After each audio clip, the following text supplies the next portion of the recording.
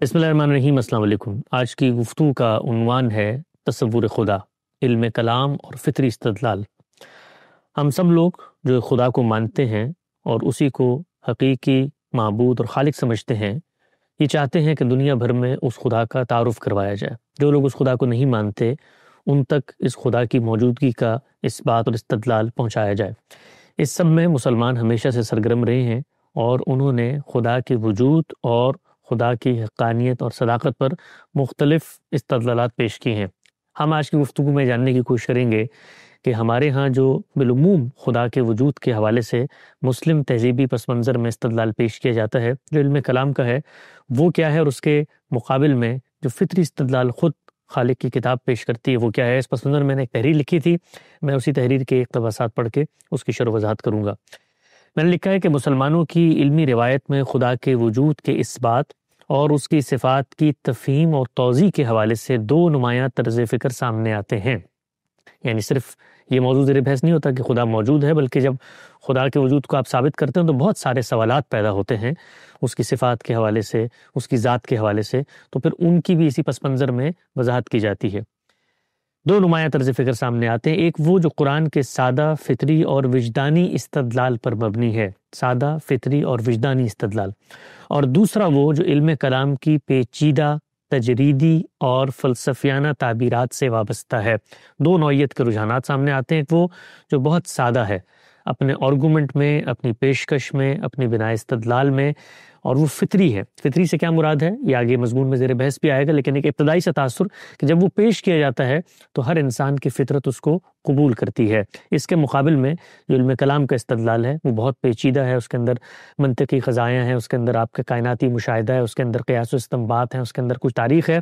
اور فلسفیانہ تجریدی مباحث ہیں، یعنی اس کے اندر کچھ چیزیں تصور کی جاتی ہیں، تخیل میں چیزیں پیش کی جاتی ہیں اور پھر ان سے نتائج اخذ کیے جاتے ہیں۔ میں نے لکھا یہ دونوں رجحانات اپنی موجودہ علمی صورت میں دو مستقل زاویوں کی حیثیت رکھتے ہیں، لیکن تاریخی اعتبار سے ان کی نوعیت مختلف ہے۔ قرآنی منہج اپنی اصل میں وحی کا اولین اور بنیادی اسلوب ہے، جبکہ کلامی منہج صدیوں کی فکری جدوجہد اور خارجی فلسفیانہ مباحث کے ساتھ تعامل کا نتیجہ ہے۔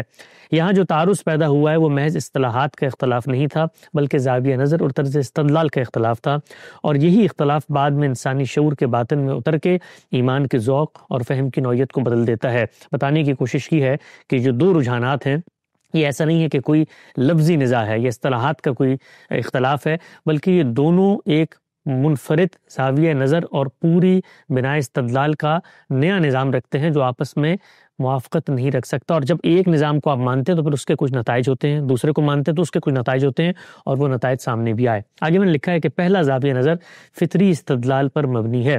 جو انسانی شعور، وجدان، تجربے اور مشاہدے کو بنیاد بناتا ہے، جبکہ دوسرا رجحان فلسفیانہ قیاسات، عقلی مشگافیوں اور کلامی اصطلاحات کے ذریعے حقائق کو پیچیدہ منطقی قضایا میں ڈھال کر ثابت کرتا ہے۔ یوں مسئلہ صرف یہ نہیں رہتا کہ کیا ثابت کیا جا رہا ہے، بلکہ یہ بھی کہ کیسے ثابت کیا جا رہا ہے۔ یہی وہ طرز فکر ہے جیسے علم کلام کے معیدین نہ صرف دینی مقدمات کے ثبوت کی اولین بنیاد قرار دیتے ہیں، بلکہ اسلامی علوم کی پوری عمارت بھی اسی پر استوار سمجھتے ہیں۔ چونکہ دین کا مقدمہ خدا سے شروع ہوتا ہے تو اب خدا کے اس بات کے لیے جو ہمارے ہاں طریقہ کار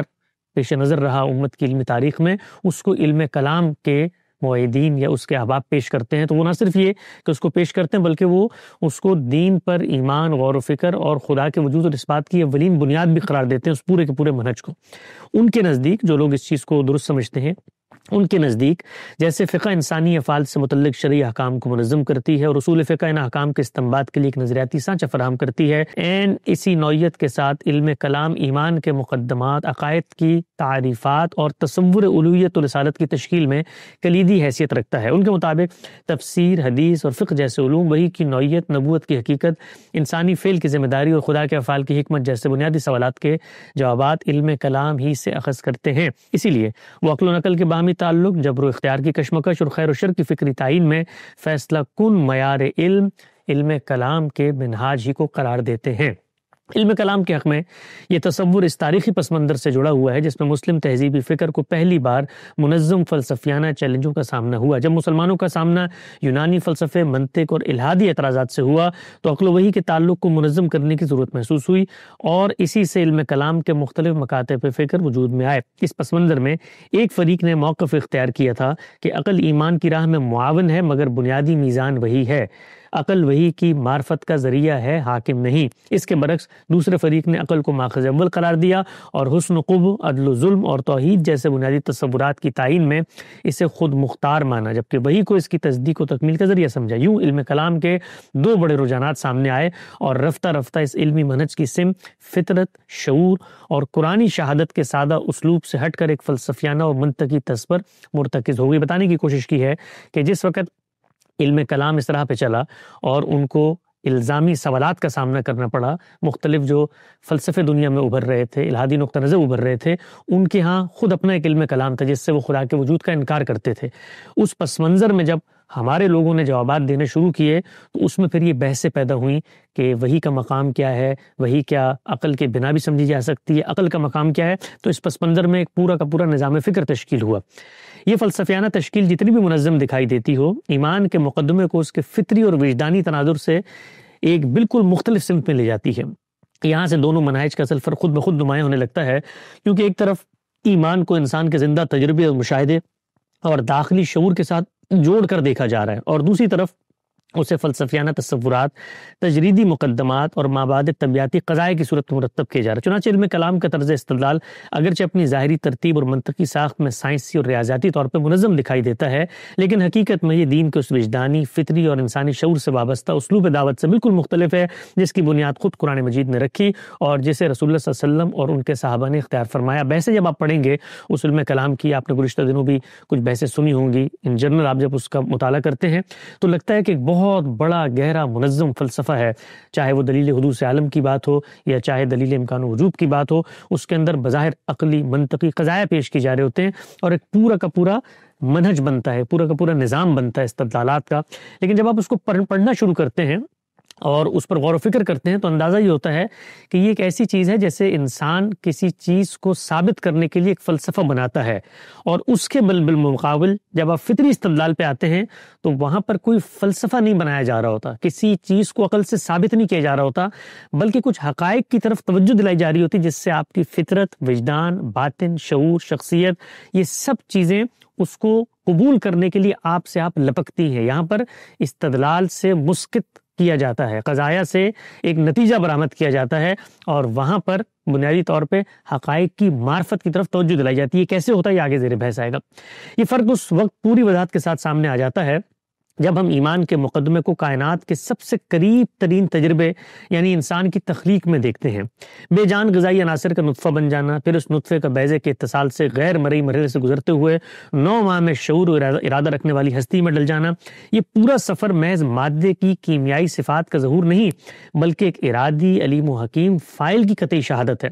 یہاں دلیل کی زبان غیر ضروری ہو جاتی ہے، واقعہ خود بول پڑتا ہے۔ خلق کا یہ مسلسل اور منظم فعل ہمارے سامنے علم، ارادہ، قدرت کی زندہ گواہی بن کر برپا ہے۔ یعنی ہمارے سامنے جب آپ پہلے فطری طرز استدلال کی نگاہ سے چیزوں کی طرف توجہ دلائیں گے تو وہاں پر کوئی ایسے قضایا مرتب نہیں کیے جا رہے کہ جن کو پہلے آپ نے ثابت کرنا ہے۔ مثال کے طور پہ کہ کائنات ازل سے ہے یا کائنات حادث ہے، یا مثال کے طور پہ ہر چیز ممکن الوجود تھی، ایک واجب الوجود، اس میں کوئی چیز ثابت نہیں کی جا رہی ہوتی۔ جو چیز سامنے ہوتی ہے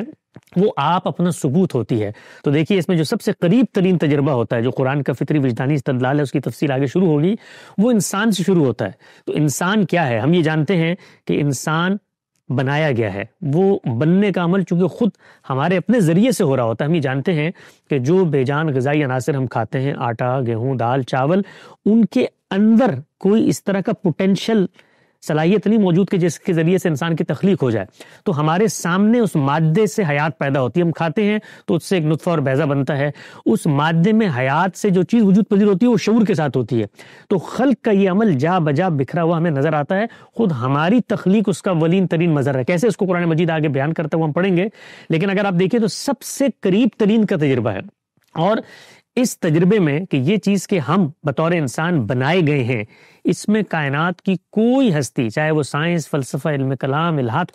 کوئی انکار کر ہی نہیں سکتا، اس لیے کہ تخلیق کا یہ عمل ہمارے سامنے ہو رہا ہوتا ہے۔ ہم خود تخلیق کے ایک عمل میں اعلی کار کی حیثیت شامل ہے، کیونکہ تخلیق کا عمل ہم خود کر رہے ہوتے ہیں، ہمارے اندر ہو رہا ہوتا ہے، ہم ارادے سے کرتے ہیں، اور جیسے ہی ہوتا ہے تو مادے میں شعور میں حیات، وہ ہماری آنکھوں کے سامنے آتی ہے، اس لیے کہ ان غذائی عناصر میں چیز نہیں پائی جاتی۔ یہ بحث یہاں پر نہیں ہو رہی کہ الہاد اگر مثال کے طور پہ یہ کہے کہ بھائی وہ تو ایک تسلسل کے ساتھ ارتقاء کا نتیجہ ہے، وہاں پر بھی ان کو یہ ماننا پڑتا ہے کہ اس تسلسل سے ہونے کے بعد ایک چیز خلق کے عمل سے گزر رہی ہے، تو خلق کا عمل تو ہو رہا ہے، اس میں کوئی شبہ نہیں ہے۔ تو یہ جو پہلا فطری استدلال ہے، جب یہ گفتگو شروع کرتا ہے تو کائنات میں جو میرا قریب ترین تجربہ ہے اس سے بات کا آغاز کرتا ہے۔ اسی حقیقت کو اگر ایک اور زاویے سے دیکھا جائے تو سب سے پہلی چیز جو ہمارے سامنے آتی ہے وہ یہ کہ انسان فی نفس ہی مخلوق ہے۔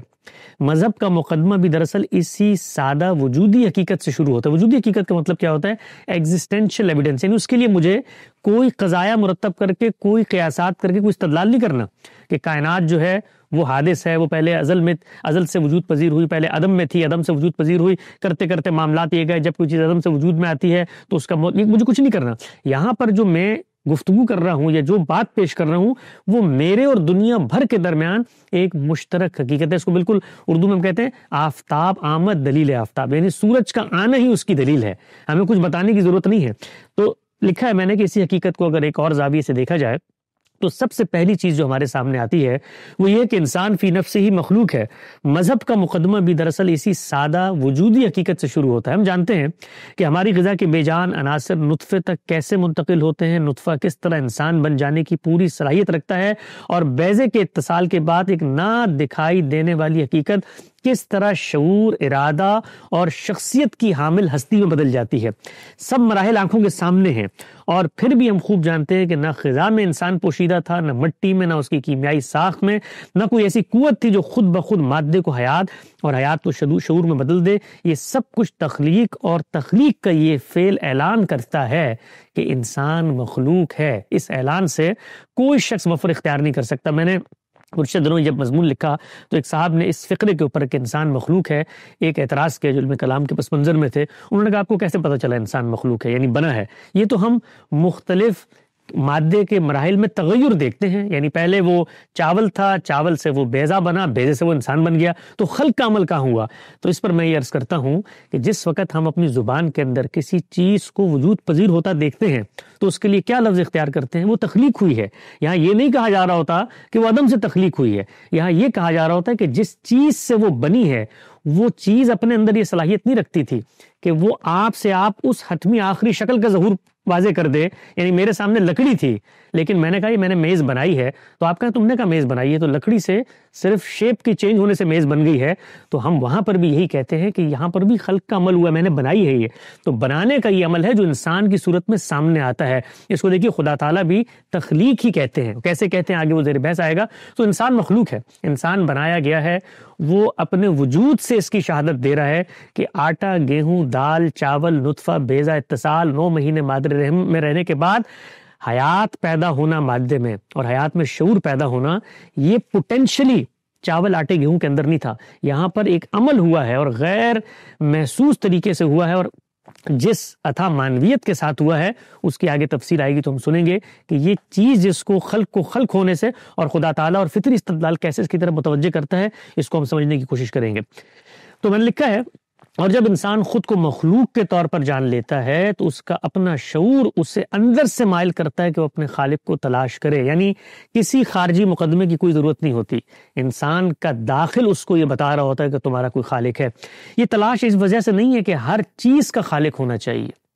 بلکہ اس لیے کہ ہر مخلوق کا خالق ہونا ضروری ہے۔ ادر کے لیے مؤثر اور فعل کے لیے فاعل کی استراری طلب انسان کی فطرت میں رچی بسی ہے، وہ اسے قرار نہیں لینے دیتی جب تک مخلوق سے خالق کا ربط کسی نہ کسی سطح پر واضح نہ ہو جائے۔ اور یہی وہ مرحلہ ہے جہاں ایمان کی اصل ساخت نمایاں ہوتی ہے، وہ ساخت جو فطرت کے وجدان، شعور کی گہرائی اور انسانی تجربے کی سادگی سے بنتی ہے، نہ کہ پیچیدہ فلسفیانہ مقدمات کے کلامی قضایا سے۔ میں نے لکھا ہے لیکن مسلمانوں کی علمی تاریخ کی 3 اور 4 صدی ہجری میں ایک ایسا مرحلہ آیا جب یہی سادگی، یہی براہ راست تجربہ، یہی فطری قربت آہستہ آہستہ پس منظر میں جانے لگی۔ میں نے لکھا کہ بیرونی فلسفیانہ دباؤ بڑھا تو توجہ اس فطری استدلال سے ہٹ کر ایک دفاعی، منطقی اور فلسفیانہ طرز استدلال کی طرف منتقل ہونے لگی۔ اعتراضات کا جواب دینا ضروری تھا، مگر ضرورت اس بات کی تھی کہ جواب اپنے میدان میں دینے کے ساتھ مخاطب کو اس استدلال تک واپس لایا جاتا جس کی بنیاد انسان کے اندر پہلے سے موجود بدیہی حقیقتوں اور فطری شہادتوں پر رکھی گئی ہے۔ یہ وہ مقام ہے جہاں ایمان کی فطری زبان، جسے قرآن نے انسانی شعور کے قریب ترین رکھا ہے، غیر محسوس طریقے سے پس منظر میں سرکتی اور اس کی جگہ فلسفیانہ تعبیرات اور منطقی اسالیب نے لے لی۔ یعنی اس سے کوئی مفر نہیں ہے کہ ہر آدمی جو اعتراض کرے گا، کوئی سائنس سے اٹھے گا، کوئی مثال کے طور پہ فلسفے سے اٹھے گا، کسی کے یہاں قیاسات کی ایک دنیا ہوگی، جو بھی آتا ہے وہ آنے کے بعد ہم نے اس کو مطمئن کرنا ہے، جواب دینا ہے، مکالمہ کرنا ہے، گفتگو کرنی ہے، لیکن گفتگو اس کے میدان میں جا کر کرنی ہے یا اس کو اپنے میدان میں لا کر کرنی ہے۔ اور ہمارا جو میدان ہے وہ میدان انسان کا میدان ہے، انسانی فطرت کا میدان ہے، اور اس فطرت کے اندر موجود اس استراری علم، ان وجودی حقائق کا میدان ہے کہ جس سے جو شخص جس بھی نقطہ نظر پہ کھڑا ہو مفر اختیار نہیں کر سکتا، اس کو اس پر آنا پڑے گا، ورنہ اس کو اپنے انسانی شرف سے محروم ہونا پڑے گا، اپنی فطرت سے انکار کرنا پڑے گا۔ ملکہ متکلمین کا یہ ڈھانچہ خلا میں نہیں بنا تھا۔ یونانی منطق، نیو پلاٹونزم اور دہری یا حلولی اعتراضات کے جواب میں یہ اسکیم سامنے آئی، اور رفتہ رفتہ دفاع اصل پر غالب آ گیا اور وسیلہ مقصد بن گیا۔ یوں یہ دفاعی منہج اصل دعوت پر چھا گیا اور فطری استدلال حاشیے پر چلا گیا۔ یہ فرق صرف طرز استدلال کا نہیں تھا، بلکہ ایمان کی معنویت اور اس کے ذوق پر براہ راست اثر ڈالنے والا فرق تھا۔ یعنی جس وقت آپ اس ذریعے سے میرا ایمان ثابت کرتے ہیں، تو پھر اقبال نے کہا تھا، زندہ قوت تھی یہ جہاں میں توحید کبھی، آج کیا ہے فقط ایک مسئلہ علم کلام۔ پھر اس صورت میں توحید میرے لیے ایک عقلی، علمی، تاریخی، قیاس پر مبنی فلسفیانہ مقدمہ بن جاتی ہے، وہ میرے شعور کے اعماق سے اٹھنے والا جواب نہیں بنتی۔ میں نے لکھا ہے کہ چنانچہ علم کلام کے مباحث میں ایسے مسائل مرکزیت اختیار کر گئے جن کا دین کی اصل دعوت، اس کی اصل روح، اس کے اخلاقی مقاصد سے براہ راست کوئی تعلق نہیں تھا۔ امکان کذب باری، کیا خدا جھوٹ بھی بول سکتا ہے؟ تعدد قدیم بالذات اور حوادث لا اول لہا جیسے سوالات دراصل انہی فلسفیانہ مقدمات کی پیداوار تھے جو وجود، تخلیق اور صفات الہی کے عقلی تجزیے سے متعلق تھے۔ یعنی ہم اٹھے اور خدا کی ذات پر ہونے والے اعتراضات، خدا کی صفات پر ہونے والے اعتراضات کا جواب دینے کے پیچھے چل پڑے، جس ذات کی معرفت اور شعور ہمارے پاس کچھ نہیں ہے۔ تو پھر ہم نے کیا کیا؟ ایک عقلی قیاسات کی دنیا بنائی۔ خدا کے وجود کے اس بات کے لیے علم کلام کی مرکزی دلیل حدوث عالم بظاہر مضبوط عقلی قیاس ہے، مگر اس کا پہلا مقدمہ ہی محل استدلال ہے کہ عالم حادث ہے۔ جب دلیل کا بنیادی مقدمہ ہی قطعی نہ ہو تو وہ دلیل جیسے فیصلہ کل برہان سمجھا گیا خود غیر محکم رہتی ہے۔ لہذا خالق کے وجود پر استدلال کا پورا مقدمہ خود اپنے ثبوت کا محتاج بن جاتا ہے۔ یوں پوری کلامی عمارت ایک دوہری غیر یقینی میں الجھ جاتی ہے۔ یعنی آپ دیکھیے علم کلام میں خدا کے وجود کے اس بات کے لیے جو سب سے قوی دلیل، جس پہ پورے علم کلام کی کہا جاتا ہے عمارت کھڑی ہے، وہ دلیل حدوث عالم ہے۔ اس پر ایک تفصیلی میرا مضمون موجود ہے، اس کو وہاں پڑھ سکتے ہیں۔ اس دلیل پر مسلم علماء نے تنقید کر کے بتایا کہ اس کو خدا کے وجود کی قطعی شہادت کے طور پہ بالکل نہیں پیش کیا جا سکتا، اس لیے کہ اس میں دو مقدمات ہیں۔ پہلا مقدمہ یہ ہے کہ اس عالم کے اندر میں تغیر کو دیکھتا ہوں، یہ تغیر مجھے یہ بتاتا ہے کہ یہ عالم حادث ہے، اور جب میں یہ مانتا ہوں کہ عالم حادث ہے، یعنی بنایا گیا عدم سے وجود میں آیا ہے، تو پھر اس کو بنانے والا بھی کوئی ہونا چاہیے، چنانچہ وہ بنانے والا ایک خالق ہمارے ہاں موجود ہے۔ اس پر علماء یہ توجہ دلاتے ہیں کہ جب آپ یہ پہلا جو قضیہ ہے اس مقدمے کا کہ عالم حادث ہے، تو آپ اس وقت عالم کی موجودہ تغیرات کو دیکھ کر یہ فیصلہ کر رہے ہیں، یا آپ عالم کو پہلے دن سے، جس دن سے وہ وجود میں آیا ہے، اس دن سے دیکھ کر اس کے تغیرات کی بنیاد پہ فیصلہ کر رہے ہیں؟ اور اگر جس دن سے یہ آیا ہے اسی بنیاد پہ کر رہے ہیں، ظاہری بات ہے جب آپ عالم کے بارے میں فیصلہ کر رہے ہیں تو یہ بتائیے کہ وہ جس دن آیا تھا اس وقت آپ کو کیسے پتا چلا کہ یہ وجود میں آیا ہے؟ آپ نے اس کا براہ راست مشاہدہ کیا تھا۔ بالکل ایسے ہی ہے کہ جیسے آپ ایک درخت کے اوپر دیکھیں، پھل لٹکے ہوئے ہیں اور بہار کا موسم ہے، تو آپ کہیں کہ یہ درخت پھل دیتا ہے، لیکن آپ نے اس کو صرف بہار کے موسم میں دیکھا ہے۔ اگر آپ نے اس کو خزاں کے موسم میں، اگر آپ نے اس کو کسی اور موسم میں نہیں دیکھا تو آپ درخت کے بارے میں دعویٰ نہیں کر سکتے کہ درخت ہمیشہ پھل دیتا ہے۔ تو اسی طریقے سے عالم متغیر ہے، عالم حادث ہے، یہ فیصلہ میں اس وقت کے مشاہدے پہ کر رہا ہوں یا جس وقت وہ عدم سے وجود میں آیا تھا؟ تو اسی لیے جب یہ اعتراضات پیش کیے گئے تو ہمارے دلیل حدوث عالم کو سامنے والے جو لوگ تھے انہوں نے ہوا میں اڑا دیا۔ ان کو تو ایک طرف رکھی، مسلم علماء جو خود اس پر غور کر رہے تھے انہوں نے کہا یہ کوئی قطعی شہادت اور برہان نہیں بن سکتی، اس لیے کہ اس کا جو پہلا مقدمہ ہے یہ خود محل استدلال ہے، ہمیں بتانا پڑے گا کہ ہم عالم کو پہلے دن سے دیکھ رہے ہیں۔ تو اس طرح کے دلائل جب دیے گئے تو اس کا نتیجہ کیا نکلا کہ جو سامنے لوگ موجود تھے انہوں نے اس پر عقلی اشکالات کرنے شروع کر دیے۔ پھر عقل اور نقل کی ایک دنیا ہے جس کے اندر ہمارا علم کلام الجھا ہوا نظر آتا ہے، وہ پھر اپنی دلیل حدوث کے جواب دیتا ہے، تو خدا، توحید، اس کا فطری استدلال وہ ایک طرف رہ جاتے ہیں، اور اپنے قیاسی استنباط سے بنائے گئے مقدمات کے دفاع کے اندر خدا کا وجود ثابت کیا جا رہا ہوتا ہے۔ فلسفہ چونکہ وجود کے مراتب اور ان کی تعریفات سے شروع ہوتا ہے، اسی لیے واجب الوجود، ممکن الوجود، قدیم بالذات، حادث بالذات جیسے تصور وضع ہوئے جن کی بنیاد محض تجریدی عقل اور تخیل ہے۔ انہی مقدمات سے وہ سوالات پیدا ہوئے کہ اگر خدا قدیم بالذات ہے تو اس کی صفات بھی قدیم ہوں گی یا حادث ہوں گی، یعنی اگر خدا ہمیشہ سے ہے تو پھر صفات بھی کیا ہمیشہ سے ہیں، یا صفات کا ظہور بعد میں ہوا؟ تو اگر صفات کا ظہور بعد میں ہوا ہے تو صفات قدیم ہیں یا صفات حادث ہیں؟ پھر کلام الہی حادث ہے، یعنی اللہ تعالیٰ نے جو کلام پیش کیا ہے وہ تو ظاہر بات ہے نا کہ ایک وقت میں پیش کیا ہے، تو کیا وہ مخلوق قرار پائے گا؟ علم کلام نے ان سوالات کو دفاعی طور پر قبول کر کے مذہبی نصوص کی تعویلوں کے ساتھ ایک وسیع منطقی اور فلسفیانہ عمارت کھڑی کی جس کی بنیاد قرآن کے فطری شعور ایمان میں نہیں بلکہ یونانی فلسفے کے سوالات میں تھی۔ یعنی جہاں سے وہ سوالات پھوٹ رہے تھے اور جس خدا کو آپ نے ثابت کرنا تھا، جس کے بحاف پر جوابات دینے تھے، وہ اس خدا کی کتاب، اس کے فطری استدلالات سے نہیں بلکہ جو منہاج دوسروں نے مقرر کیا تھا، عقل، اس کی بنیاد پر ہم نے بھی وہی کام کیا کہ جس طرح ان کے سوالات قیاسات سے پیدا ہو رہے تھے تو ہم نے بھی قیاسات سے جواب دینے شروع۔ نتیجہ یہ ہوا کہ خدا پر ایمان جو قرآن میں ایک تجرباتی، وجدانی اور فطری حقیقت ہے، ایک تجریدی، ایبسٹریکٹ، منطقی قضیہ بن گیا۔ ایمان جو ایک زندہ لمحہ تسلیم تھا ایک نظری بحث میں تبدیل ہو گیا۔ یقین کی جگہ اگلی تصدیق نے لی اور تسلیم کی جگہ تشکیک پیدا ہونے لگی۔ ایمان کی اصل کیفیت تعلق، حضوری اور خشوع نظری تعبیرات میں تحلیل ہو کے رہ گئی۔ خدا جب پکارتا ہے انسانوں کو کہ آؤ میری عبادت کرو، میں ہی تمہارا رب ہوں، میں ہی تمہارا پالن ہار ہوں، تو وہ کیا کرتا ہے؟ اور جو وہ کرتا ہے جب اس کو انسان کی فطرت تسلیم کر لیتی ہے تو اس کے جواب میں کیا چیز پیدا ہوتی ہے؟ تو میں نے لکھا کہ تعلق پیدا ہوتا ہے، حضوری پیدا ہوتی ہے، خشوع پیدا ہوتا ہے۔ یعنی پھر ہم اس منعم حقیقی جس کی نعمتوں کے استفادے کے نتیجے میں ہمارے دل اور ہمارے اعماق میں جذبہ شکر و سپاس پیدا ہوتا ہے، اس کے ساتھ اپنے تعلق کا اظہار کرنا چاہتے ہیں۔ وہ پرستش کی صورت میں کرتے ہیں، وہ خدا کے ساتھ اطاعت کی صورت میں کرتے ہیں، اور وہ پھر اس پالن ہار کے سامنے نظر پیش کرنے کی صورت میں کرتے ہیں۔ یہ تصور پیدا ہوتا ہے، وہ محض علت العلل بن کر میرے لیے کسی عقلی مقدمے کی تشفی نہیں بنتا، بلکہ میری شخصیت اور میری روح جس سوال کی تلاش میں تشنا اور پیاسے تھی وہ اس کو سیراب کرنے والے ایک امرت دھارے کے تصور میں سامنے آتا ہے۔ میں نے لکھا کہ اس کے برخلاف قرآن کا منہج نہایت سادہ، وجدانی اور براہ راست ہے۔ وہ خدا کے وجود کو نہ کسی فلسفیانہ تعریف کا محتاج بناتا ہے، نہ مابعدت طبیعتی میٹافزیکل مقدمات کا، وہ انسان کے شعور اور فطرت کو براہ راست مخاطب کرتا ہے۔ ارشاد فرمایا افی اللہ شک فاطر السماوات والارض، کیا اس خدا میں شک ہو سکتا ہے جو زمین و آسمان کا پیدا کرنے والا ہے؟ یعنی خدا اپنے مقدمے کو یہاں سے نہیں شروع کرتا کہ آؤ میں بتاتا ہوں کہ عالم پہلے حادث تھا یا یہ سب چیزیں ممکن الوجود تھی۔ وہ کہتا ہے تم لوگ شک بھی کر سکتے ہو اس بات میں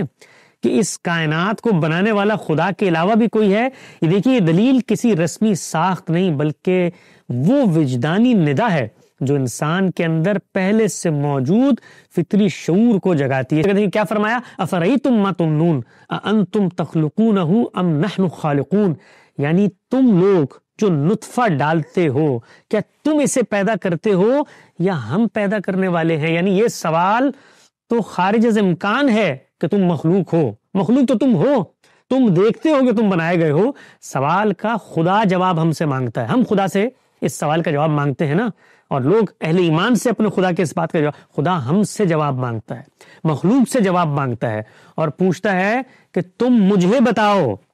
کہ تم خود اپنے خالق ہو یا تمہارا کوئی خالق موجود ہے۔ اگر تم نہیں ہو اپنے خالق تو پھر اعلان کرو خالق موجود ہے، اور اگر اس خالق کا انکار کرتے ہو تو خود اس جگہ پر آؤ کہ خود پھر تم خالق بنو۔ تو یہ قرآن مجید کا وہ اسلوب ہے جس سے وہ انسان کو متوجہ کرتا ہے خدا کے وجود اور اس کے اس بات کے حوالے سے۔ اور پھر فرمایا افلا ينظرون الى الابل كيف خلقت، یعنی یہ آیتیں جب ہم پڑھتے ہیں تو ہمیں لگتا ہے کہ یہ آیتیں اللہ تعالیٰ نے قرآن مجید میں شاید ویسے لکھ دی ہیں، یعنی اس کے ذریعے سے ہم ان لوگوں کو جو فلسفے کے پس منظر میں اور افلاطون اور ارسطو کی قیاسات کی دنیا میں کھڑے ہیں، ہم ان کو یہ آیتیں سنائیں گے۔ خالق کائنات اس میں جو استدلال کر رہا ہے وہ استدلال اتنا مسکت ہے، وہ استدلال اتنا مضبوط ہے کہ اس کے آگے کوئی دلیل نہیں ٹھہر سکتی۔ کیا فرمایا افلا ينظرون الى الابل كيف خلقت، وہی دیکھتے نہیں ہو یہ اونٹ جو تمہارے سامنے چلتا پھرتا ہے، دیکھتے ہو اس کو، یہ گھاس کھاتا ہے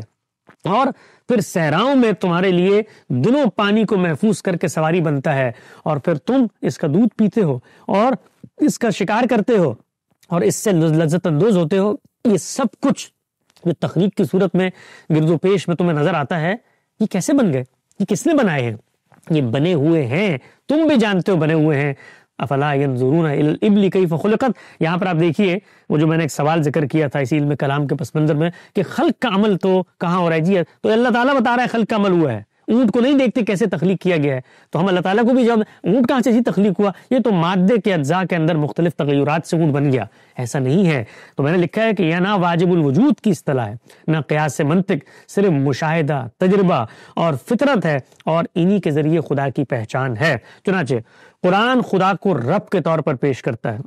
وہ ہستی جو پیدا کرتی ہے، پالتی ہے، سنبھالتی ہے، رہنمائی دیتی ہے اور ہر لمحہ انسان کی زندگی میں موجود ہے۔ یہ خدا کا وہ تصور ہے جو صرف ایک ماورائی وجود نہیں بلکہ ایک ذاتی، زندہ، حاضر و ناظر کے تعلق کی شکل میں سامنے آتا، اور جو انسان کے اندر شکر، محبت، خوف اور امید کے جذبات پیدا کرتا ہے۔ یہ واجب الوجود کی دلیلوں سے آپ یہ بتائیے کہ ہر چیز کسی سبب پر مشتمل ہوتی ہے، تو یا پھر آپ مانیے کہ یہ سبب لا انتہا ہے، یا کسی اول علت کو مان لیں، تو اس سے جو تصور خدا آپ منوائیں گے، اور یہ جو قرآن مجید جس تصور خدا کو مان رہا ہے وہ علت العلل نہیں ہے، وہ زندہ حی قیوم ہستی ہے کہ جس کو جب میں مانتا ہوں تو انسان کے دل میں شکر، محبت، خوف، امید، رجا، تمنا، آرزو، اس کے جذبات پیدا ہوتے ہیں۔ اور وہاں جب میں مانتا ہوں تو پہلے تو کوئی خدا میں ملتا ہی نہیں، تو پہلے تو کوئی خدا ثابت ہی نہیں ہوتا، وہ تو ایک علت العلل، ایک کاز ثابت کر دیتے ہیں، اس کاز کے ساتھ میرا کوئی وجدانی اور شعوری تعلق پیدا نہیں ہوتا۔ میں نے لکھا ہے قرآن نے تخلیق انسان کے تکوینی مراحل بیان کر کے بتایا کہ کائنات کا یہ ظہور ایک علیم و حکیم ارادے کی کار فرمائی ہے۔ فرمایا بدا خلق الانسان من طین ثم جعل نسلہ من سلالۃ من ماء مہین ثم سواہ ونفخت فیہ من روحی۔ یہاں دیکھیے اللہ تعالیٰ یہ کہتے ہیں کہ تمہیں میں نے مٹی سے بنایا، پھر ثم جعل نسلہ من سلالۃ من ماء مہین، اور پھر اس کے اندر نسل کو جاری کر دیا، وہ جو حیوانی مخلوق بنی۔ پھر اس کے بعد کیا ہوا، پھر میں نے اپنی ایک پھونک اس میں پھونکی، وہ امر لطیف، اس کے ذریعے سے تمہیں پھر سمو بصارت ملی اور یہ انسانی شخصیت تمہارے سامنے نمودار ہوگی۔ تو میں نے لکھا ہے کہ یہاں حیاتی مرکبات سے شعور تک کے سفر میں ربوبیت کی مسلسل نگرانی دکھائی گئی ہے۔ یعنی یہ نہیں ہوا کہ آپ ان اجزاء کے اندر تغیر کے ذریعے آپ کہیں تو مخلوق بن گئی، نہیں، خدا نے کہا یہ ربوبیت کی نگرانی میں ہوا ہے، یعنی میں نے یہ کام کیا ہے کہ مٹی سے بنانے کے بعد اس حیوانی وجود کے اندر نسلوں کا اجرا ہوا، اس کو پھر نکسک درست کیا گیا، پھر اس کے بعد اس میں روح پھونکی گئی اور پھر اس کو سمجھنے سننے کی صلاحیت دی گئی۔ یہ مشاہدہ خود انسان کو اس علیم و حکیم خالق کی طرف لے جاتا ہے۔ فطری استدلال دراصل اس روشنی کا نام ہے جو انسان اپنے اندر از خود پاتا ہے۔ خیر و شر، عدل و ظلم اور حسن و قبح کی پہچان اسے کسی منطق یا فلسفے سے نہیں ملتی، بلکہ یہ اس کے شعور میں بدیہی سچائیوں کی صورت میں ودیعت ہوتی ہے۔ یہی داخلی شہادت اس کے لیے بنیادی مقدمات بناتی ہے، اور انہی مقدمات میں سے وہ اس حقیقت تک پہنچتا ہے کہ کائنات کا یہ نظم، یہ اخلاقی احساس، یہ شعوری زندگی کسی اندھے مادے کا کھیل نہیں ہے، یہ دنیا رام کی لیلا نہیں ہے، یہ بیرائی کا غلہ نہیں ہے، یہ کھلنڈرے کا کھیل نہیں ہے۔ اس کائنات پر بھی جب میں غور کرتا ہوں تو اس کے اندر جاری یہ نظام، خلق کے بعد تدابیر امور، اس کے اندر بوقلمونی، رنگ رنگی، اس کی اتھا معنویت، یہ کسی تخریب کا نتیجہ نہیں ہے، خالق کائنات اس کے نظام کو سنبھال کے بیٹھا ہوا ہے۔ یہاں دلیل انسان پر باہر سے مسلط نہیں کی جاتی، بلکہ اس کا اپنا باطن اسے دلیل فراہم کرتا ہے۔ فطری مقدمات دلیل کو پیچیدہ مقدمات میں تبدیل نہیں کرتا، بلکہ اسے ان سچائیوں تک پہنچنے کا سادہ رستہ بتا دیتا ہے جو پہلے ہی انسان کے اندر گواہی دے رہا ہو۔ اسی لیے اس دلیل میں کوئی خارجی بوجھ نہیں بلکہ خود فطرت وجہ تصدیق بن جاتی ہے. یعنی آپ کو اس میں کوئی یہ ثابت نہیں کر رہا کہ کائنات عدم سے وجود میں آئی تھی اور اس کے لیے یہ قیاسات ہیں اور واجب الوجود اور ممکن الوجود کی صورتیں، کچھ بھی نہیں کرنا. اس لیے آپ دیکھیں پیغمبروں کو کیا کہا جاتا ہے کہ یہ مذکر ہیں، اور قرآن کو کیا ذکر، یاد دہانی کروانے والا. کوئی نیا مقدمہ انیشیٹ نہیں کر رہا، سب کچھ ہمارے اندر موجود ہے. اس فطری، وجدانی اور تجربی اسلوب کی یہی قوت ہے جس نے ہر دور میں ایمان کی بنیاد قائم رکھی ہے، اور یہی وہ بنیاد ہے جسے بات کی فلسفیانہ پیچیدگیوں سے الگ کر کے سمجھنے کی ضرورت ہمیشہ محسوس کی گئی ہے. ہمارے معاصر علمی تناظر میں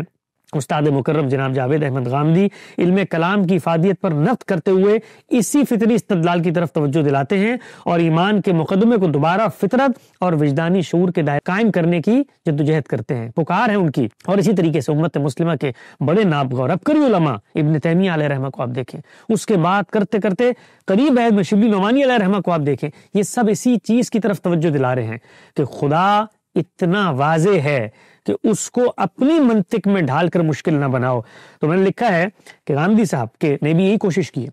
علم کلام کے اوپر، جب انہوں نے گفتگو کی خدا کے وجود پر اور اس کے ایمان پر، جب انہوں نے اپنی کتاب میزان میں مضامین لکھے تو یہی بتانے کی کوشش کی. تو اب میں نے ان کے کچھ نقطہ نظر کی وضاحت بھی کی کہ ان کے نزدیک فطری استدلال کی بنیاد یہ ہے کہ انسان خیر و شر، عدل و ظلم اور حسن و قبح کا ادراک اپنے اندر پاتا ہے. یہ ادراک استراری ہوتا ہے. استراری کا مطلب یہ ہے کہ میں اس کے آگے بے بس ہوں، میں بے بس ہوں. میں یہ نہیں کہہ سکتا کہ یہ خارج سے کسی نے آ کر پیدا کر دیا. ابھی دیکھیے ہمارے بچوں کی پیدائش ہوتی ہے، جیسے ہی ان کو زبان کا ٹول ملتا ہے، اچھے اور برے کے الفاظ کی پہچان ہو جاتی ہے، وہ خودکار طور پر ہزاروں چیزوں پر حسن و قبح کا ادراک کرنا شروع کر دیتے ہیں. یہ معاشرہ ان کو آ کر نہیں بتاتا کہ یہ چیز حسین ہے، یہ چیز قبح ہے،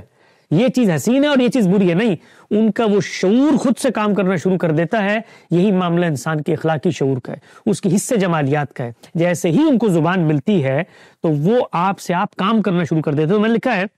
کہ ان کے نزدیک فطری استدلال کی بنیاد یہ ہے کہ انسان خیر و شر، عدل و ظلم اور حسن و قبح کا ادراک اپنے اندر پاتا ہے. یہ ادراک استراری ہوتا ہے اور یہی اقدار اسے اس ہستی کی طرف متوجہ کرتی ہیں جو ان کا سرچشمہ ہو. اسی شعور سے ایمان کی ابتدا ہوتی ہے، کیونکہ وجودی حقائق کی یہ پہچان کسی بیرونی دلیل کی محتاج نہیں رہتی. آفتاب آمد دلیل آفتاب کی طرح انسان اپنے اندر پائی جانے والی اس بدیہی شہادت سے براہ راست خدا کی ضرورت تک پہنچ جاتا ہے. اس کے بعد عقل جہاں تک پہنچ سکتی ہے وہاں تک اپنا کام کر دیتی ہے. یعنی میں مخلوق ہوں، میرا ایک خالق ہونا چاہیے ہے، یہ ایک سوال ہے بس، لیکن ہدایت کی تکمیل کے لیے وہی ناگزیر ہے. غامدی صاحب کے مطابق فطری استدلال ہمیں خدا کے وجود کی ضرورت تک پہنچا دیتا ہے، لیکن خدا کون ہے، اس کی صفات کیا ہیں، اس کی مشیت اور مرضیات کیا ہیں، اور انسان کے ساتھ اس کے تعلق کی نوعیت کیا ہے، یہ وہ حقائق ہیں جو عقل کے دائرے سے باہر رہتے ہیں. اسی لیے قرآن کہتا ہے لا تنفذون الا بالسلطان، یعنی نفس اور مادے سے آگے کی معرفت تک رسائی صرف اس سلطان کے ذریعے ہی ممکن ہے. سلطان یعنی وہ گواہی، وہ برہان جو قرآن کی صورت میں ہمارے سامنے فطری شعور بنیاد فراہم کرتا ہے، وہی اس بنیاد کو آخری منزل تک پہنچا دیتی ہے اور انسان کو ان بحثوں سے محفوظ رکھتی ہے جن کا تعلق عقل کی حدود کی باہر کی دنیا سے ہے. ہم نہیں جانتے خدا کی ذات کے معرفت اور شعور. وہ تو کہتا ہے لیسا کمثلہ شیء، ہم نہیں جانتے وہ کائنات کو بنانے سے پہلے کیا کر رہا تھا. ہم نہیں جانتے کہ اس نے اور جتنی کائناتیں بنائی ہیں وہاں اس کے کیا نظام چل رہے ہیں. ہم خدا کے احتساب کی جگہ پر فائز نہیں ہیں کہ ہم خالق کے بارے میں بتائیں. ہم تو خود وجود پذیر ہوئے ہیں، بنائے گئے ہیں. تو ہم تو اپنے موجود سے گفتگو کر کے خالق کی اسکیم کو اس کے پیغمبروں کی خبر و الہام سے سمجھتے ہیں. ہم لوگ اگر خدا کی جانب سے ان سوالات کا جواب دینے کے لیے آ جائیں تو اس کا مطلب یہ ہے کہ ہم حیطہ ادراک میں مخلوق کے علم سے بڑھ کر اب خالق کے علم کی وسعتوں کو دریافت کرنے والے بن گئے. اس کا مطلب یہ ہے کہ ہمارا علم اب مخلوق کا محدود علم نہیں ہے. تو قرآن مجید نے آپ دیکھیے تنبیہ کر کے بتایا وما اوتیتم من العلم الا قلیلا. اور جب رسالت مآب صلی اللہ علیہ وسلم سے پوچھنے کی کوشش کی لوگوں نے کہ آپ خدا کے امور سے پردہ اٹھا دیں کہ روح کیا ہے، تو وہاں پر تنبیہ کر دی کہ بس ایک امر لطیف ہے، اس سے آگے کوئی چیز تمہارے علم میں نہیں آ سکتی. تو میں نے اس کے بعد لکھا ہے کہ یوں فطرت، تجربہ، عقل اور وہی مل کر ایمان کی اس ہم آہنگ ساخت کو وجود دیتے ہیں جو نہ فلسفیانہ تجرید کی محتاج ہے نہ مناظرانہ کلام کی۔ ایمان اپنے مرکز میں سادہ، فطری اور انسانی ہے، وہ ایمان جو انسان کو خالق کے ساتھ زندہ تعلق میں داخل کرتا اور اسی تعلق کو تمام علم و اخلاق اور تہذیب کی بنیاد بنا دیتا۔ ہم جب انسان کی حیثیت سے وہی کے اس علم کو پا لیتے ہیں اور وہ علم ہمیں کہتا ہے کہ تم نے پاکیزہ بننا ہے تاکہ اللہ تمہیں اپنی جنت کی ابدی شہریت کی حیثیت سے مستحق کر کے اس کا منتخب شہری بنا دے اور وہاں پر تم ہمیشہ رہو، تو میری فطرت اس کی گواہی دیتی ہے، میرے باطن کے اندر موجود جو حصے اخلاقیات ہے وہ اس کی شہادت دیتی ہے کہ خیر و شر کے اندر اس تمیز کا مادہ میرے اندر موجود تھا جس کی طرف مجھے وہی توجہ دلا رہی ہے۔ میں نے لکھا ہے کہ قرآن کا یہی اسلوب اسے تمام مکاتب فکر سے ممتاز کرتا ہے۔ وہ انسان سے فلسفی بننے کا مطالبہ نہیں کرتا بلکہ انسان ہونے کے اس بنیادی شعور تک لوٹنے کی دعوت دیتا ہے جہاں فطرت خود اس کی رہنما دلیل بن جاتی ہے۔ آپ دیکھیے جتنی بحثیں ہوتی ہیں خدا کے وجود اور اس بات کی ہمارے علم کلام کے پس منظر میں، اس میں 90% خود ماننے والے لوگ خدا کو سمجھنے سے قاصر ہوتے ہیں۔ یہ کیا ہے بھائی حدوث عالم، یہ کیا ہے امکان و وجوب کی بحثیں، یہ کیا ہے مسبب الاسباب، یہ کیا ہے علت العلل، یہ کیا چیزیں ہیں۔ لیکن جب خدا گفتگو کرتا ہے تو وہ کیا کرتا ہے؟ میں نے لکھا ہے وہ انسان سے فلسفی بننے کا مطالبہ نہیں کرتا بلکہ انسان ہونے کے اس بنیادی شعور تک لوٹنے کی دعوت دیتا ہے جہاں فطرت خود اس کی رہنما اور دلیل بن جاتی ہے۔ وہ عقل کو اس کے مقام پر رکھ کر فطرت کی روشنی میں اس کی رہنمائی کرتا ہے اور دلیل کو تصوراتی پیچیدگیوں کا بوجھ نہیں بننے دیتا بلکہ اسے اس سادہ اور براہ راست حقیقت تک پہنچنے کا وسیلہ بناتا ہے جس کی گواہی انسان کے اپنے اندر روشنی کی طرح پھیلی ہوئی۔ اسی لیے پھر اس کا اثر کیا ہوتا ہے؟ میں نے لکھا اسی لیے اس کا خطاب دہقان اور چرواہے سے لے کر تاجر و معلم تک اور صاحب علم و فکر دانشور سے لے کر فلسفی اور بزرگ تک ہر انسان تک یکساں گہرائی اور قوت کے ساتھ پہنچاتا ہے۔ وہ کسی فنی اصطلاح، منطقی مشگافی یا نظریاتی آفاق تجرید پر تکیہ کیے بغیر اسے براہ راست انسان کے شعور سے ہم کلام کرتا ہے، اور یہی اس کا اعجاز ہے کہ وہ محض ایک فکری متن نہیں بلکہ ذکر للعالمین اور کتاب منیر ہے، وہ نور جو ہر زمانے، ہر معاشرے، ہر انسان کے لیے یکساں طور پر راہ ہدایت کو کھول دیتا ہے اور جس کی صداقت، سادگی اور قدرت بیان کسی انسانی کلام میں سرے سے ممکن ہی نہیں ہے۔ یہ وہ حقیقت ہے جسے ہمیں سمجھنے کی ضرورت ہے کہ جس خدا کے کلام کو ہم ایک طرف رکھ کے اپنی عقل کے ذریعے اس خدا کا دفاع کرنے کے لیے مباحث تشکیل دیتے ہیں، وہاں خود خدا کا کلام اس خدا کے وجود اور اس بات کے لیے کون سے فطری دلائل اور شہادتیں پیش کرتا ہے۔ جب تک ہم اس پر توجہ نہیں دیں گے اس وقت تک ہم ان لوگوں کو جو خدا کے انکار پر آمادہ ہیں کبھی بھی خدا کے اقرار پر نہیں لوٹا سکتے۔ اقول قولی ھذا واستغفر اللہ لی ولکم ولسائر المسلمین۔